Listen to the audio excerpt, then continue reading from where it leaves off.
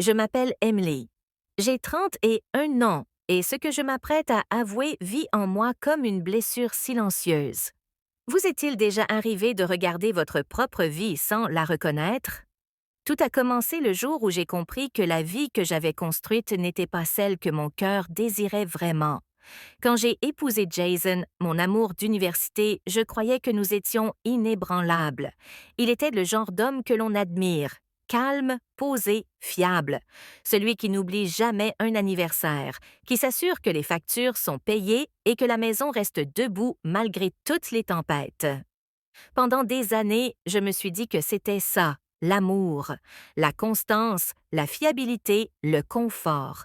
Mais quelque part en chemin, le confort est devenu silence.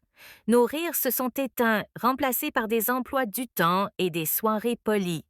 J'ai essayé de me convaincre que c'était normal, que le vrai mariage parlait moins de papillons et davantage d'endurance. Mais au fond de moi, il me manquait le battement, l'élan, la sensation que l'amour pouvait encore me couper le souffle. Puis il y a eu Noah. Il n'était pas un étranger, c'était le plus proche ami de Jason, quelqu'un qui faisait partie de nos vies depuis des années. Et pourtant, soudain, il était différent. Il dégageait une énergie qui remplissait chaque espace où il entrait, une énergie qui rendait tout un peu plus vivant. Là où Jason planifiait chaque chose à la minute près, Noah vivait à l'instinct. Et quand il me regardait, c'était comme s'il voyait la part de moi que j'avais oubliée. Tout a commencé innocemment. Des plaisanteries partagées, des regards rapides, des conversations qui s'étiraient plus longtemps qu'elles n'auraient dû. Je me disais que c'était sans danger, mais peu à peu nos mots sont devenus chargés, nos silences passent étaient plus lourds.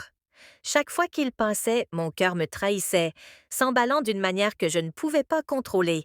Mais que se passe-t-il lorsqu'un seul instant change tout? Un soir, alors que Jason était en déplacement, la frontière entre l'amitié et autre chose a disparu.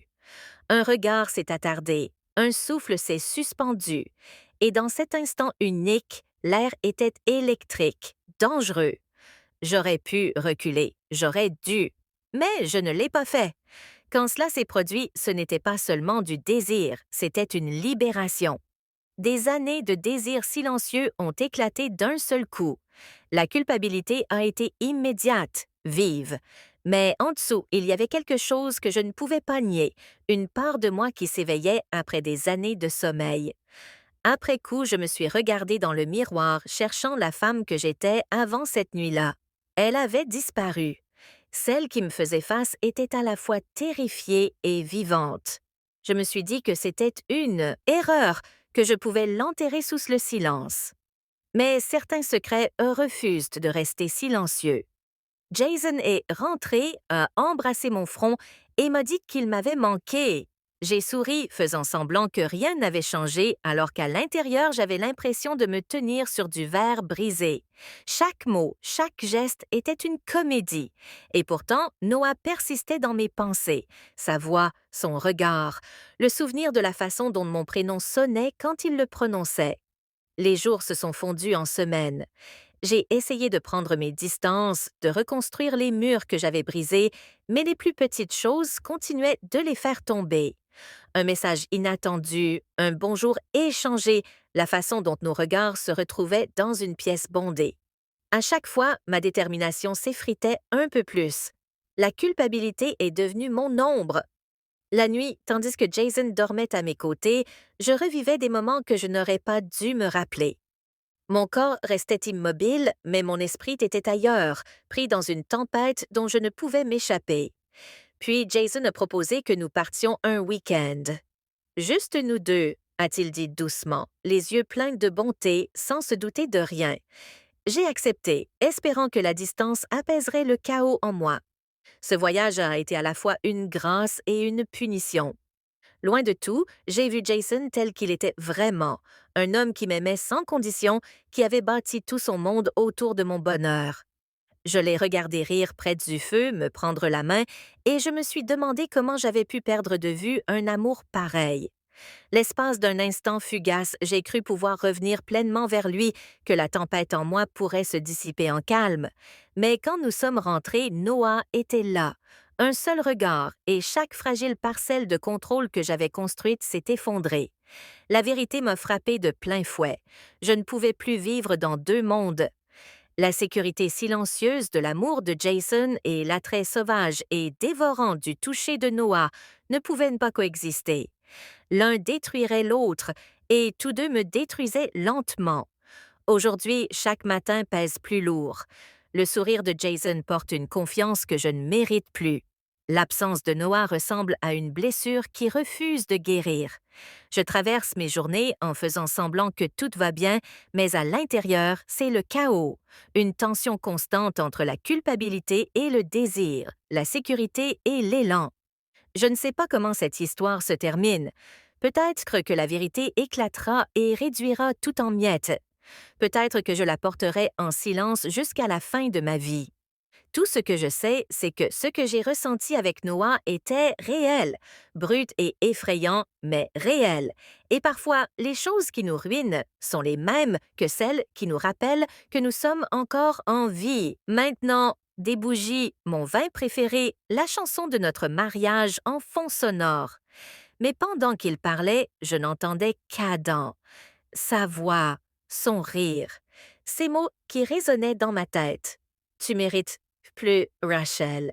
J'ai souri tout le long du dîner, faisant semblant d'être présente, alors que mon cœur était ailleurs.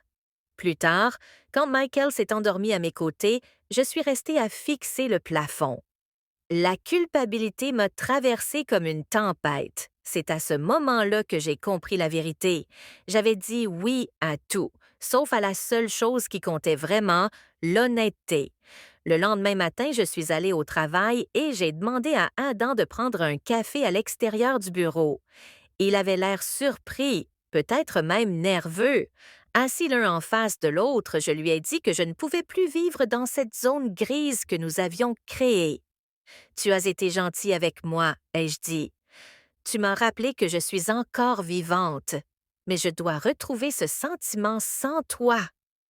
Il est resté silencieux un long moment, puis il a hoché la tête. Tu es plus forte que tu ne le crois, Rachel, a-t-il dit doucement, et c'est peut-être ça que tu devais découvrir depuis le début. Partir a été plus difficile que je ne l'imaginais. Le silence qui a suivi a été brutal, mais peu à peu, j'ai commencé à reconstruire. Pas seulement mon mariage, moi-même. J'ai recommencé à peindre. J'ai commencé à dire oui à de petites joies qui m'appartenaient, oui aux promenades matinales, oui au temps passé avec mes enfants, oui aux conversations avec Michael qui ne ressemblaient plus à des routines. Finalement, j'ai dit la vérité à Michael, pas au sujet d'Adam précisément, mais sur ce vide que je ressentais. Il ne l'a pas bien pris. Il y a eu des disputes, des larmes, de longues nuits de silence.